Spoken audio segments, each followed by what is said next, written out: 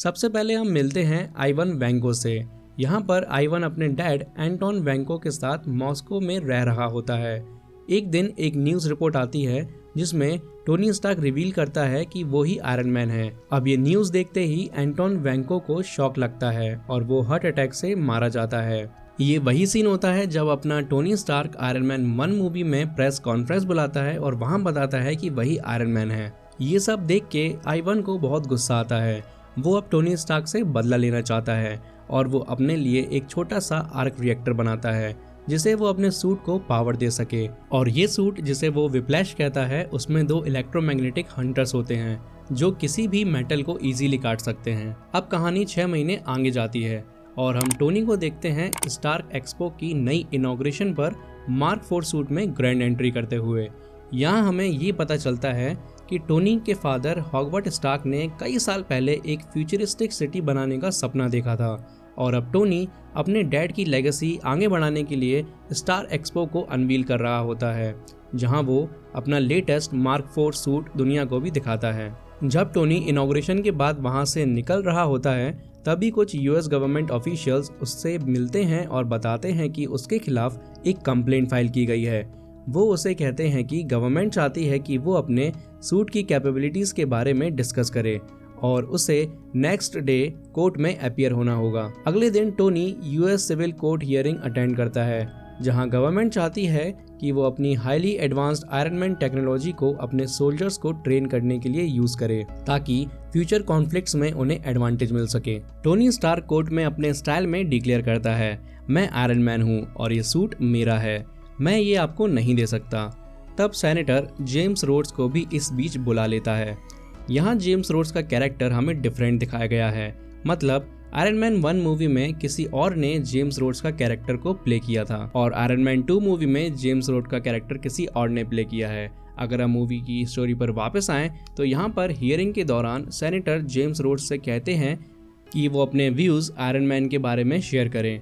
Roads थोड़ा sarcastic tone में जवाब देता है, मेरे पास 7-8 पेज का एक लेंदी नोट है तो मुझे कहाँ से पढ़ना है। सेनेटर फिर उसे कहते हैं कि बस पेज 7 की 19 लाइन पढ़ के सुनाओ। पर जब रोड्स वो लाइन पढ़ता है तो वो लाइन आयरन मैन सूट की असली नेचर को एक्यूरेटली रिफ्लेक्ट नहीं करती। सेनेटर के प्रेशर में आकर रोड्स कहता है कि आयरन मैन सूट एक बहुत ही डेंजरस टेक्नोलॉजी है और ये आम पब्लिक या किसी एवरेज सिटीजन के लिए सेफ नहीं है, तो वो सूट यूएस गवर्नमेंट को दे देना चाहिए। लेकिन टोनी स्टार्क उससे बिल्कुल रिफ्यूज कर देता है और ये सूट अपने पास ही रखता है।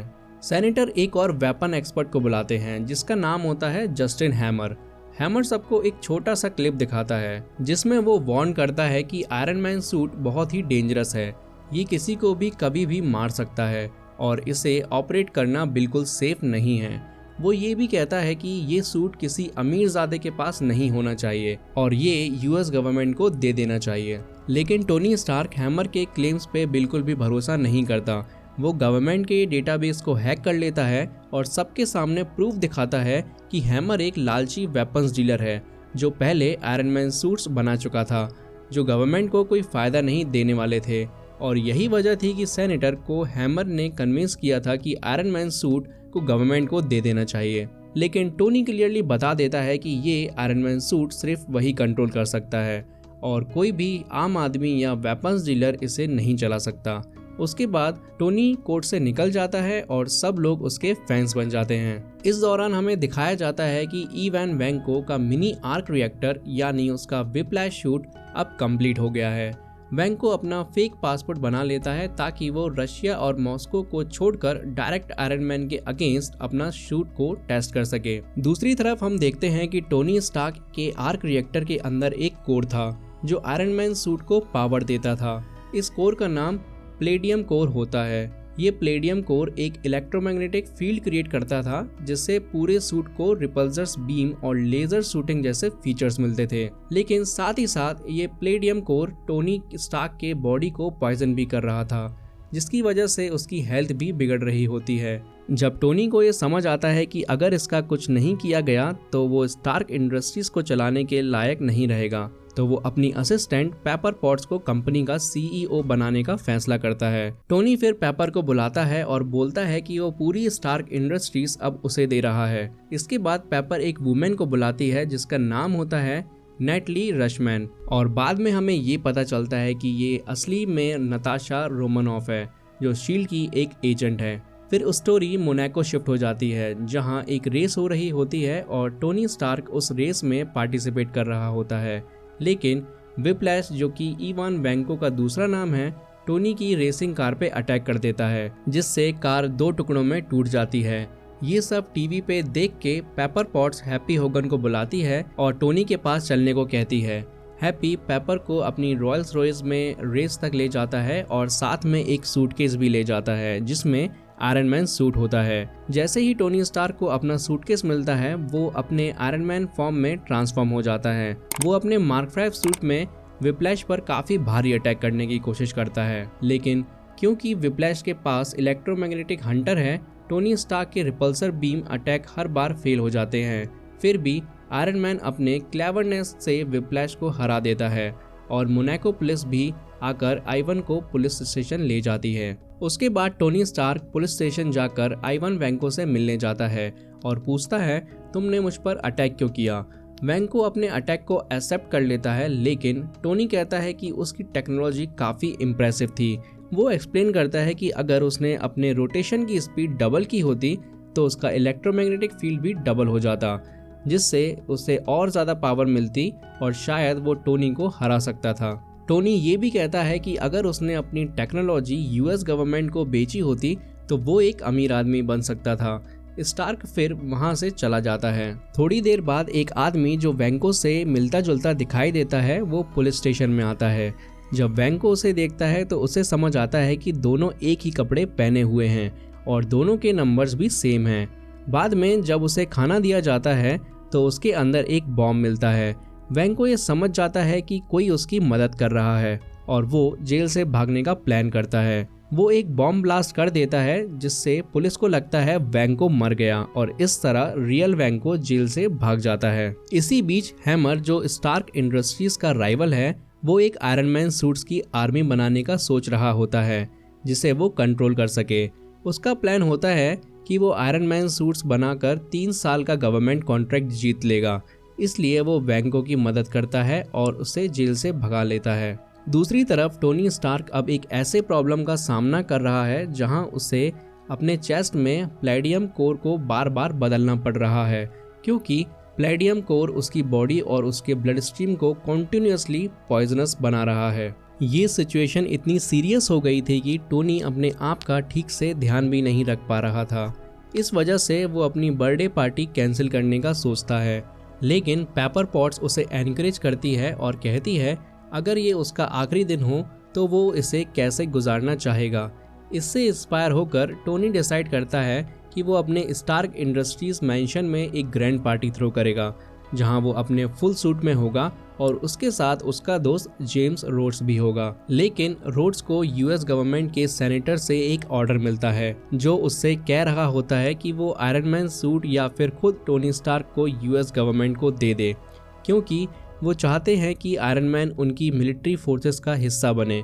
जब रोड्स टोनी की पार्टी में आता है तो वो देखकर हैरान हो जाता है कि टोनी बहुत ज़्यादा रेस्टलेस होकर पार्टी कर रहा है। रोड्स उसे समझाने की कोशिश करता है, वार्निंग भी देता है कि ये बिहेवियर बहुत हार्मफुल हो सकता है, लेकिन टोनी उसकी बात सुनने को तैयार नहीं होता। फ्रस्ट्रेटेड होकर रोडी अपना मार्क 2 सूट पहन लेता है और टोनी के मार्क 4 सूट के साथ एक इंटेंस फाइट शुरू कर देता है। दोनों एक बैटल में एंगेज होते हैं। दोनों अपनी साइड से अपर हैंड लेने की पूरी कोशिश कर रहे होते हैं, लेकिन दोनों ही कॉम्बैट में इतने स्किल्ड होते हैं कि एक दूसरे को हरा नहीं पाते।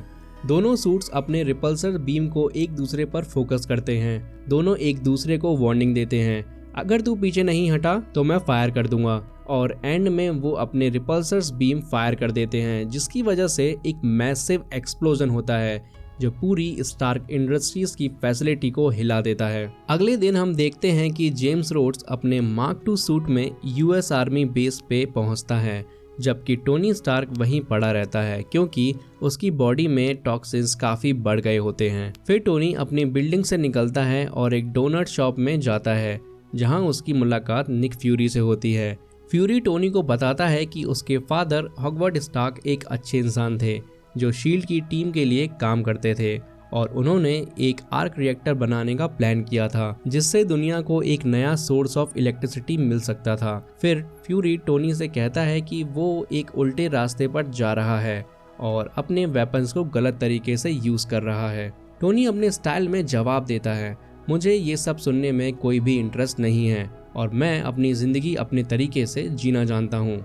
फिर निक फ्यूरी टोनी को बताता है कि जो नेटली रशमैन है वो मेरी एक सीक्रेट एजेंट है जिसका रियल नेम है नताशा रोमानोव और ये अब तक तुम्हारी जासूसी कर रही थी और अब मैं चाहता हूँ कि तुम एक नया सूट बनाओ जो कि हम सब के लिए काम आ सके। और वो टोनी को अपने डैड का एक सूटकेस भी देता है। जब टोनी उस सूटकेस को ओपन करता है तो उसे कुछ पुराने न्यूज़पेपर्स, डॉक्यूमेंट्स और एक उसके डैड की क्लिप भी मिलती है। जब वो उस क्लिप को प्ले करता है तो उसके डैड एक्सपो प्रोजेक्ट के बारे में डिस्क्राइब कर रहे होते हैं जिसमें कि एक पूरे शहर का प्रोटोटाइप दिख रहा होता है। जब वो उसे ध्यान से देखता है तब उसे एक आर्क रिएक्टर का प्रोटोटाइप दिखने लगता है। जब वो उस पूरे शहर के प्रोटोटाइप को होलोग्राफिक मोड में डालकर उसमें से छोटी छोटी चीज़ें हटा देता है तब उसे एक आर्क रिएक्टर दिखने लगता है और ये आर्क रिएक्टर उसके पिता ने काफ़ी साल पहले ही डिज़ाइन कर लिया था। इसके बाद टोनी उस आर्क रिएक्टर को बनाने में लग जाता है और कुछ टाइम बाद वो एक एलिमेंट तैयार करता है जिसका नाम होता है वाइब्रेनियम और ये एलिमेंट काफ़ी सारे आयरन मैन सूट्स को एक साथ पावर देने में कैपेबल होता है। फिर टोनी स्टार्क अपने नए आयरन मैन सूट मार्क 6 को ढंग से प्रिपेयर करता है ताकि वो आगे आने वाले एक्शन के लिए रेडी हो सके। उससे आइवन का फ़ोन आता है। आइवन कहता है कि उसने जस्टिन हैमर के साथ मिलके एक ज़बरदस्त रोबोट आर्मी बनाई है और वो टोनी को चैलेंज करता है कि वो इस फोर्स का सामना करे। ये सुनकर टोनी थोड़ा परेशान हो जाता है। फिर सीन जस्टिन हैमर के ग्रैंड एग्जीबिशन में शिफ्ट होता है जहां वो अपने नए प्रोटोटाइप जैसे कि marine army, air force, water troops और फॉरेस्ट ब्रिगेड को प्राउडली शोकेस करता है। और इस रोबोट फोर्स को लीड करने के लिए हैमर ने मार्क 2 सूट को अपग्रेड करके उसका नया नाम रखा था वॉर मशीन। लेकिन जब टोनी को ये पता चलता है कि आइवन वैंको ने अपनी रोबोटिक आयरन मैन टीम को पूरी सिटी पर अटैक करने के लिए तैयार किया है तो वो एग्जीबिशन में हैमर के पास जाता है। उससे डिमांड करता है कि ये फोर्स हटा दे क्योंकि अब ये उसके कंट्रोल में नहीं है और अब ये फोर्स वैंको के ऑर्डर के लिए तैयार है। लेकिन हैमर टोनी की बात को इग्नोर कर देता है। फिर मूवी में दिखाया जाता है कि वॉर मशीन का ऑटो कंट्रोल सिस्टम फेल हो गया है और आइवन वैंको उस सूट को अपने कंट्रोल में ले लेता है। आइवन फिर वॉर मशीन का इस्तेमाल करके टोनी स्टार्क पर अटैक करने लगता है। प्रॉब्लम को समझकर टोनी सबको वहां से निकलने के लिए कह देता है। वो जस्टिन से भी कहता है कि वो रोबोटिक आयरन सूट्स को शट डाउन करने की कोशिश करे। जस्टिन अपने आईटी डिपार्टमेंट से कंट्रोल वापस लेने की कोशिश करता है लेकिन वैंको ने उन सूट्स को इस तरीके से हैक किया होता है कि जस्टिन का अटेम्प्ट फेल हो जाता है। इस वजह से टोनी की तरफ पूरी रोबोटिक आर्मी बढ़ रही होती है। इसी दौरान नताशा भी वहां पहुंच जाती है जहां वैंको आयरन मैन सूट्स को कंट्रोल कर रहा होता है। नताशा वॉर मशीन और उसके दूसरे शूट्स का कंट्रोल वापस लेने की कोशिश करती है लेकिन उसकी हर कोशिश बेकार हो जाती है। बट एक मोमेंट आता है जब नताशा जेम्स रोडी को वॉर मशीन का कंट्रोल वापस दे देती है।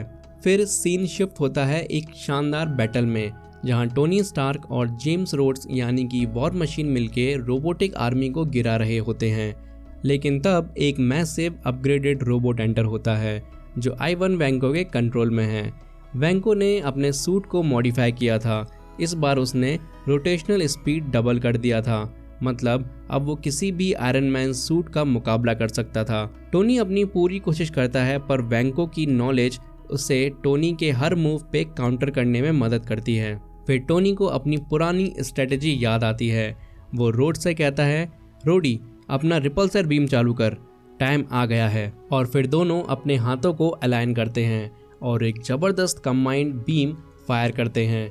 एक बड़ा एक्सप्लोजन होता है और ये फाइनल ब्लास्ट विप्लैश के रोबोट को डिस्ट्रॉय कर देता है। बैंको की हर चालाकी फेल हो जाती है और फाइनली वो हार जाता है। फिर सीन कट होता है और हम निक फ्यूरी को टोनी स्टार्क के साथ एवेंजर्स इनिशिएटिव के बारे में बात करते हुए देखते हैं। फ्यूरी स्टार्क को बताता है कि आयरन मैन सूट को एवेंजर इनिशिएटिव के लिए अप्रूव कर दिया गया है। फ्यूरी ये भी कहता है कि अगर स्टार्क को एवेंजर्स ज्वाइन करना है तो उसको एक कंसल्टेंट की तरह काम करना पड़ेगा। स्टार्क थोड़ी देर के लिए सोचता है, फिर कहता है मैं कंसल्टेंट बन जाऊंगा, लेकिन मेरी एक शर्त है। फिर सीन शिफ्ट होता है एक पब्लिक सेरेमनी में, जहां सेनेटर दोनों टोनी स्टार्क और अपने जेम्स रोड्स को उनके हीरोइक एक्शन के लिए ऑनर कर रहे होते हैं। सेनेटर माइक उठाता है और बोलता है आप दोनों ही इस रिकॉग्नाइजेशन के लिए काफ़ी डिजर्विंग हो। और यही वो शर्त होती है जिसके बारे में टोनी फ्यूरी से बात कर रहा था कि उसे गवर्नमेंट से इस काम के लिए एक रिकॉग्निशन चाहिए। मूवी की पोस्ट क्रेडिट सीन में हमें मैक्सिको के डेजर्ट एरिया में थॉर का हैमर म्यूनिर दिखाया जाता है और इससे हमें पता चलता है कि MCU की नेक्स्ट मूवी अब थॉर होने वाली है और यहीं पर ये स्टोरी खत्म हो जाती है।